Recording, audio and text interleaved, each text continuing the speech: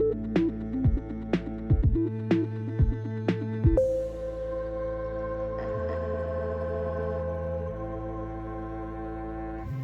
guys, welcome back to Release the Craftin. Priscilla here, back on the bead mat for another found objects challenge. This is from Thunderhorse Descendant. This is the relevant information. Check them out there. They host a monthly contest called the Found Objects Challenge, where you go onto their website, you buy one of their bags, they send it to you, you don't know what's in there, and then you make something from it, and then you post it up. And yeah, so I did it last month, and I had a lot of fun, and so I'm going to do it this month, and see if we still have fun. I really enjoyed it. It was really fun. I will make sure that I add last month's video to the end of this video so that you guys can see, if you haven't checked it out already, what I got and what I made. And I am so excited to get in here and see what we got. But the idea is essentially based entirely around just taking a bunch of random objects and putting them together to make art, and I love that. I love that as an artist, as a junk journaler, and all the things. I really super enjoy that. Oh, I got another business card. So in here is just the rules and like how it works and all the stuff and when your deadline is. Like, that's all the relevant information. That's what comes in here. We get this cool bag that, of course, I'm going to reuse. And then we got our beads in here. And I had just started doing them this year, so this was my first year trying it out. And last month was literally, like I said, my first month doing it. But I guess they had a different type of bead quality in this bag. So this bag that we're getting now, oh, I tore my bag, is like a higher quality bead caliber. So the price went up like $1 or something, but even then it's still relatively cheap. It was like $9.30. I just added it to my other bead order from her, and saved on shipping that way. So yeah, it all worked out. But like I said, I'm not sponsored. I just really enjoy these. So I'm excited because look at these colors. Ooh. So last month I got some beads that really stumped me, and they're still stumping me. I'm determined to figure them out, but I used the majority of the beads I got last time. But this time, what did we get? Let's get a little bit closer, huh? So you guys can see. Oh, okay. So already, like, I'm automatically drawn to this. And of course, like, I started recording in this uncertain setting, so the lighting is not great. But we got a little moon face bead. Yes, look at that. Sorry, I'm trying to make it brighter for you guys. There we go. So yeah, little tiny moon phases. I'm sorry, I have painty fingernails. I've been painting. But look how cool that is. I should open it, because I have to open it and take a picture of stuff anyways. Because part of the challenge is to take a picture of what you got before and then take a picture of everything you made after. And just look how neat that is. Oh, you can see my lighting.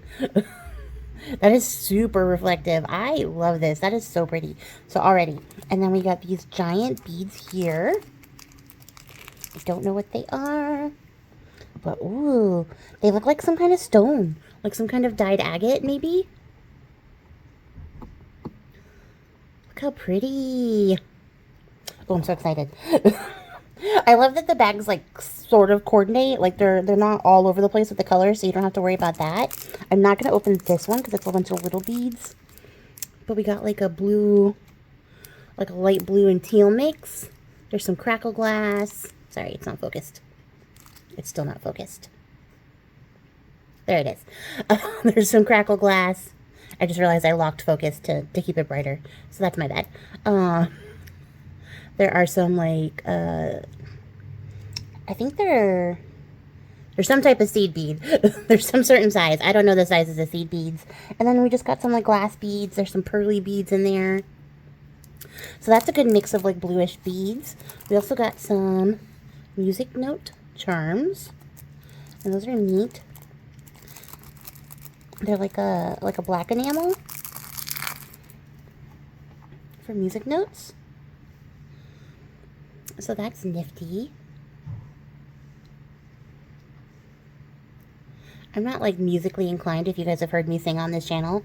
I insist on singing despite being not musically inclined, but I do enjoy music a fair bit.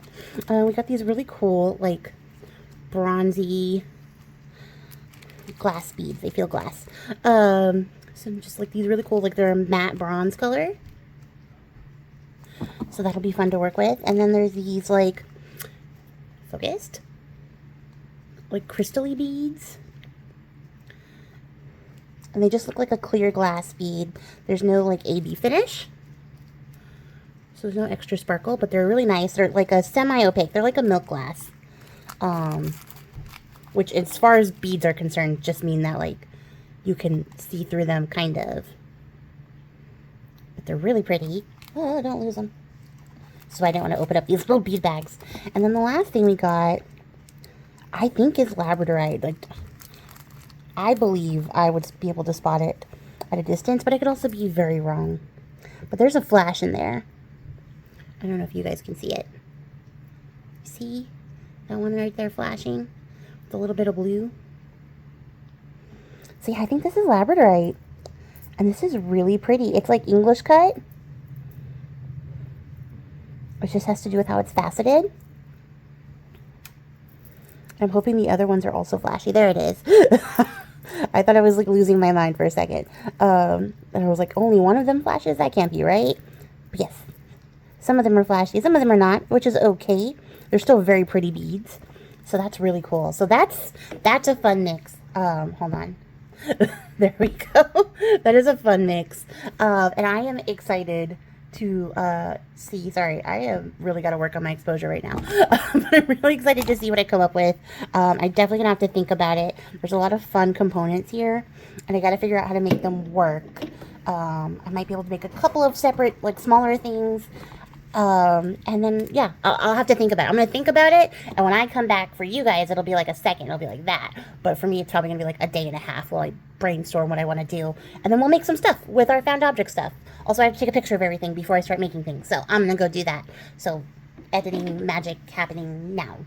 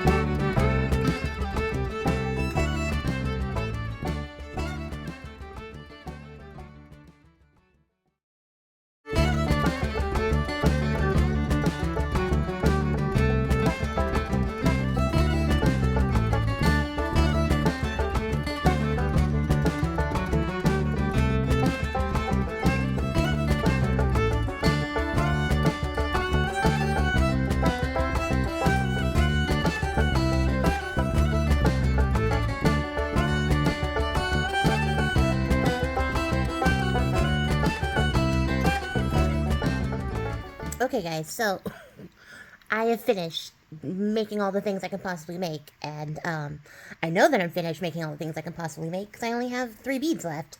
This is all that was left, and these were actually craft floor sacrifices that I ended up scooping up once I was done making everything. So only 3 beads were sacrificed. They're gonna go into my little bead soup jar, which is a tiny jar right now, but I know that in time it will grow. So I'm actually gonna pop those in here now before I lose them. Probably back to the craft room floor. But at any rate, let me show you everything I made. So first of all, I made this bracelet, and I love this bracelet. I used those crackle glass beads, and then I just used some spacers I have in my stash. And then I used all those like teal or turquoise colored like giant seed beads. I don't know. There's like a special name, and I wish I knew what they're called. The beady people will probably know for sure. But I use these, and I have a toggle that I pulled in from my my stash, and then I used those nice bronze colored beads here at the end, and it was really fun. It's super comfortable. It was like unintentionally a perfect fit.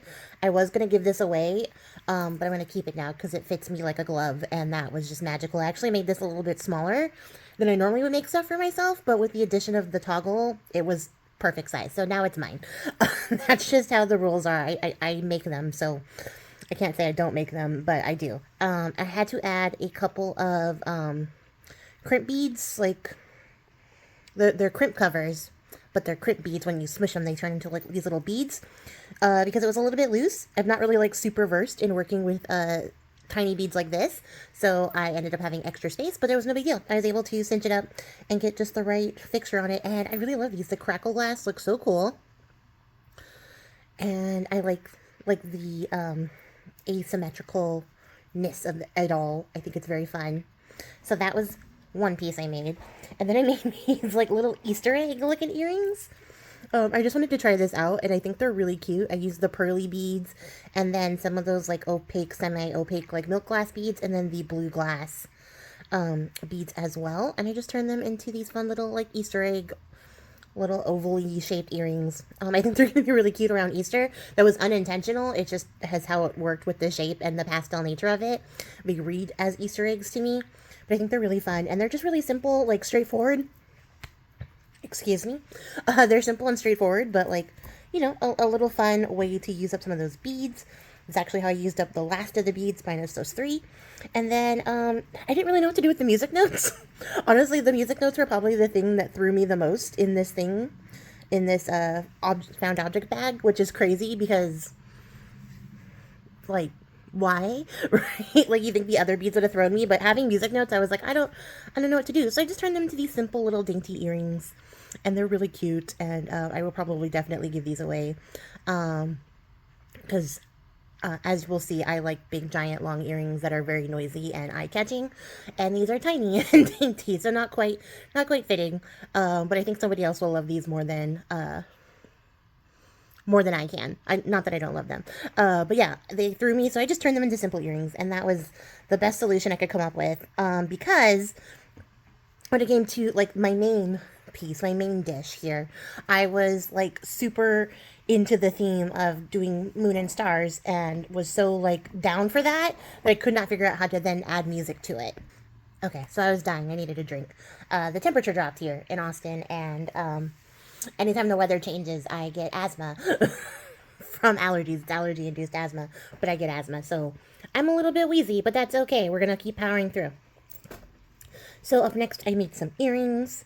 I like could not have planned this better, but I have like a couple of these that I impulse bought with my last like big bargain bead box order, because of course I did. They're these like hammered moon pendants in this really bright, vivid gold, and they're so pretty. So I was like, you can't do moon and stars without like moon pieces. So I used some of the beads that I used in the necklace, and then I took those big dyed agate beads here, and turned them into like little planets with this gold wire. And actually, like, I was a little bit concerned because mixing metals makes me like cringe a little. Although I like the look of it, it just makes me go, ugh, it doesn't match. But in this case, it does.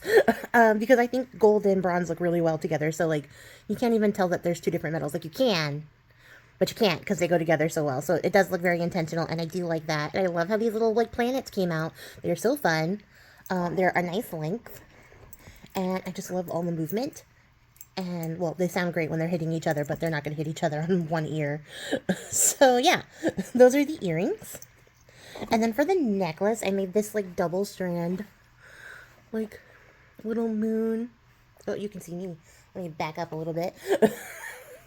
Little moon and stars necklace. And I love this. I use the labradorite beads, and, of course, those bronze beads. And then there is that milky crystal, like, opal crystal. Opal glass. Those are the words I'm looking for. Opal glass. And then you can still spin this around. The bead, not the fixture itself. But you can spin it around so you can see the other side. It's hard to do one-handed. But you can move the bead, I promise. I didn't cinch it so tight that you couldn't switch the bead back and forth if you want to switch it back and forth. And then I have these, like, really great bicones in my stash that are, like, blue, but also a little bit purple when they catch the light. So they match, like, the deal that's going on here with this bead.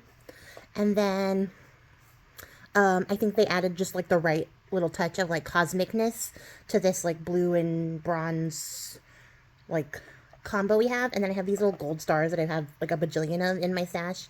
So I was glad to use some of those up. And then I have these little star, like, findings that are holding both of the strands of our necklace. I forgot words for a second there. And it's a nice long necklace. It's probably about mid-chest, but I think it looks really great.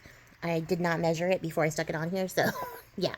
But I really love this. I love how this came out. I think it's so fun. I just love the cosmic nature. And then I love, like, that I can choose to wear it with these earrings.